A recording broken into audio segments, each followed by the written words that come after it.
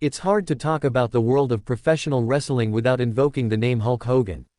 And now, in the wake of his sudden passing at the age of 71, there's a silence across the ring that even the loudest pop from the crowd can't fill. But for former U.S.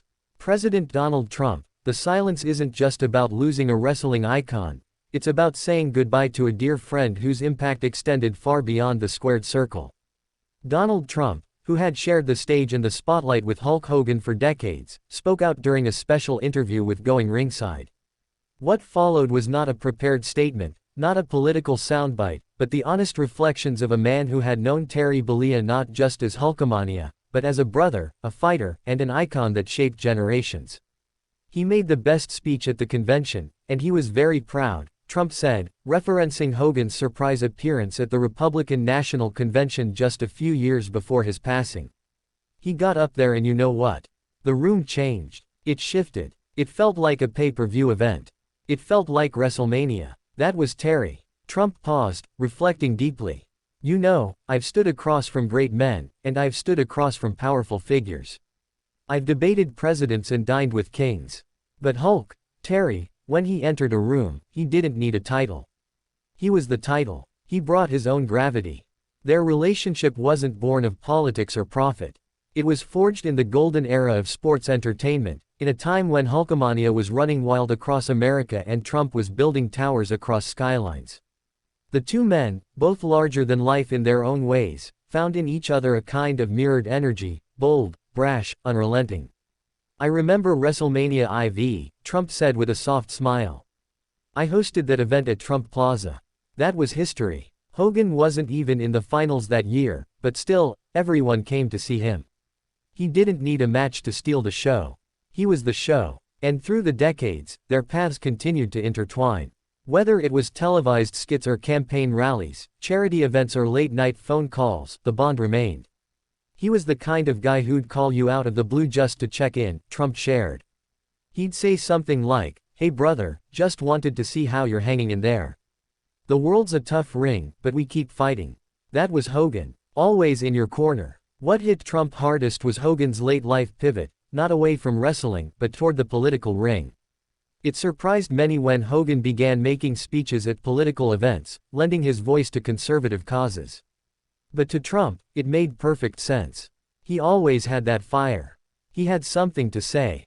And people listened, Trump said. He wasn't just muscles and mustaches. He was a man of principles. Old-school values. He believed in hard work, faith, and loyalty, to family, to country, to the fans. Trump's voice thickened with emotion when he recalled their last conversation.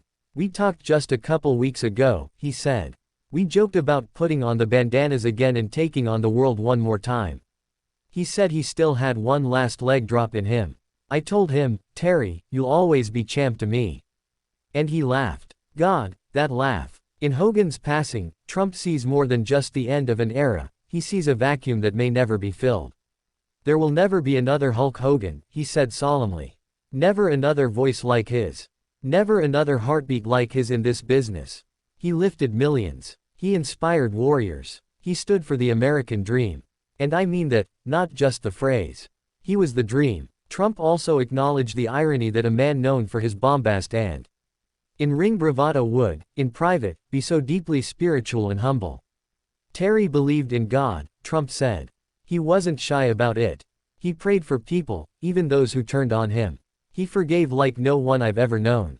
He had been through scandals, health scares, betrayals, but he always came back with love. Hogan's death, though sudden, left a deep scar in the world of wrestling and beyond. Tributes poured in from superstars, commentators, fans, and celebrities across the globe.